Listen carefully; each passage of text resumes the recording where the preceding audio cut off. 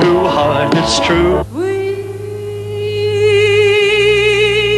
dreams of you. Life ain't easy for a boy named Sue. Forever and ever. For most of us, country music began when we first heard it on the radio. In Hampton Roads, that meant WCMS. It is the longest continuously operating all-country station, not only in Hampton Roads, but anywhere. Hi, I'm Ed Hughes. A little later, we'll travel to Nashville, Tennessee, and we'll meet the folks who make the country stars. But first, we'd like you to meet the people in Hampton Roads who bring them to us.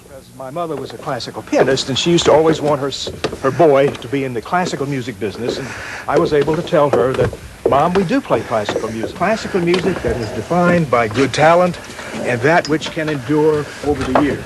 Certainly country music and American jazz. George Crump would be the first to admit that a country music format at Hampton Roads back in 1954 was a big gamble.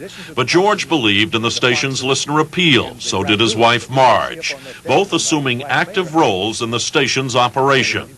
George was there from the very beginning, even before they became sole owners. He remembers July 1st, 1954, like it was yesterday. Well, I can recall that this was the first time that a radio station had dedicated itself to playing nothing but country music. And in order to make that really get off properly, we hired the very best country music disc jockeys we could find, including an old friend of many people in this area, Sheriff Tex Davis, who was from Portsmouth and a key figure with us. He came into the radio station and helped us organize all these hot jocks, and that began the country music trend, which we now see all around us as something then that was unique and different, and many people thought it wouldn't work. It seemed way out, and as I look back, of course, it was, but it turned out to be the thing to do.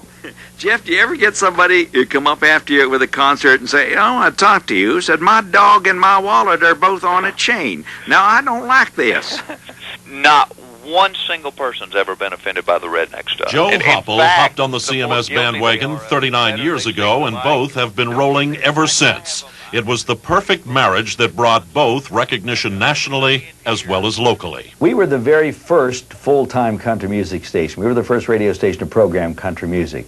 And when the Country Music Association came along, one of the first things they started to do was to try to encourage other radio stations that were in trouble to program country music, but to do it right. Too many radio stations felt, all we got to do is get a bunch of Hank Snow records in, and you put somebody on the air that talks like this and get real down home and country with people. That's the way to do it. So we were a metropolitan radio station. We were not talking to country people, so we didn't program that way. So when the CMA was trying to convince radio stations to go country music, we cut tons and tons of tapes and sent them to other radio stations that were thinking of going country as an example of a way to do it and to do it right. Your immediate reaction from the listener was excellent. The advertiser was a little more dubious. They're a little more sophisticated sometimes. They had found the right formula at the start and managed to make the necessary changes as the state of the art progressed. The country stations are now to a point where you don't have the actual jock that's on air programming their music. We've graduated from that. It's controlled by a music director as far as what they add, and a program director as to how it's rotated on the station, and it has gotten very sophisticated over the years, and rightly so. It's the most listened to format. What makes a radio station country music last? What keeps it going? First of all, the music. Without the music, none of us would be in the business. The thing that is key to any given radio station is the personality that it personifies to its listeners. If that personality does not match the listener's lifestyle, they go someplace else. They say if you're going to make it in country music these days, you have to come here to Nashville, Tennessee. Many people do come, but only a few make it. We'll show you one when we come back.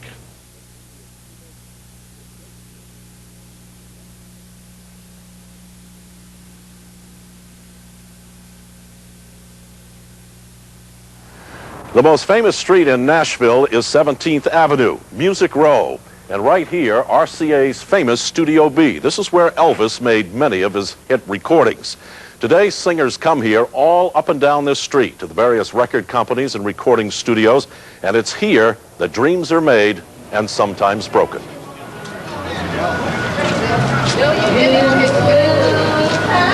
No cover charge.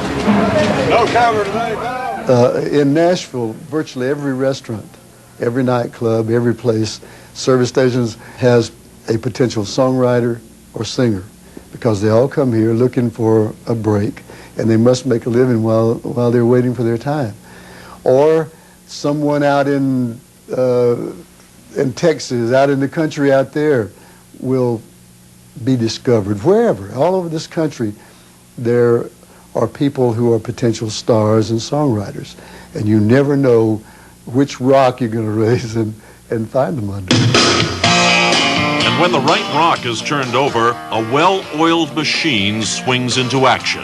Laura VIDA has all the right stuff, personality, a voice, and she writes her own songs. But it still took 3 years in Nashville before she got her first break. When she finishes this first album with Giant Records, she'll be on the road to the radio stations. I don't need some expert PhD telling this girl how she should be. 'Cause I was raised in a country where it's simple and free.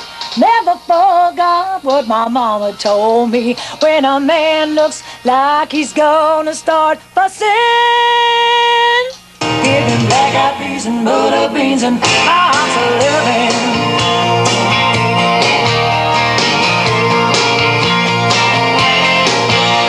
It ain't that hard to understand. It's a natural thing, a woman and a man. All right, Laura, that first verse is good. I want to make sure that on the word do, let's hold that note out just a little bit longer, okay? Great. Steve, that work for you? That's great, yeah. All right, let's try that. I'll tell you what, let's go on through. Let me find out where I am on the tape, and then we'll punch it right in, okay? Okay. All right, Rick. What we'll do now is we'll send her through what's called the development process in the label. First of all, we make the product, of course, the record. But we also send her to media school. We talk to people that are professionals about her look. We discuss with her management and with her production situation a team effort, basically, to get her from the recording stage into the performing stage. So we as a label, we go through this process of making sure the look is right, it matches the songs, matches the product. We try to help her to reach radio programmers and disc jockeys by sending her around, letting them meet and greet her. You have to romance them and introduce them to the artist, and the artist has to embrace radio, radio has to embrace her. Just add a little gravy and sweet potato pie, and you got the combination you can't deny. It's everything. I mean, the artist has this incredible need to reach the public, and the main way that they reach the public still is through radio. Artists are doing everything they can to make that special impression, to go see the radio stations and just to use that personal touch to the best that they can. They might fly her in here and have her come meet us at the station. They'll play a lot of music for us, have posters or pictures and things, story about what she's like. She's going to need an undeniable record to break through. It's going to have to be absolutely great. New artists like Laura VIDA not only have to compete against a mountain of new releases every week, but the well-established stars like Mattea are not resting on their laurels. What was it like the first time you ever heard yourself on the radio? As I recall, I was driving down Music Row with some friends of mine, and we had the radio going in the car, and we heard the song come on, and we just we stopped in mid-sentence, cranked up the radio, rolled down all the windows, and just drove down Music Row with the wind blowing through the car. It was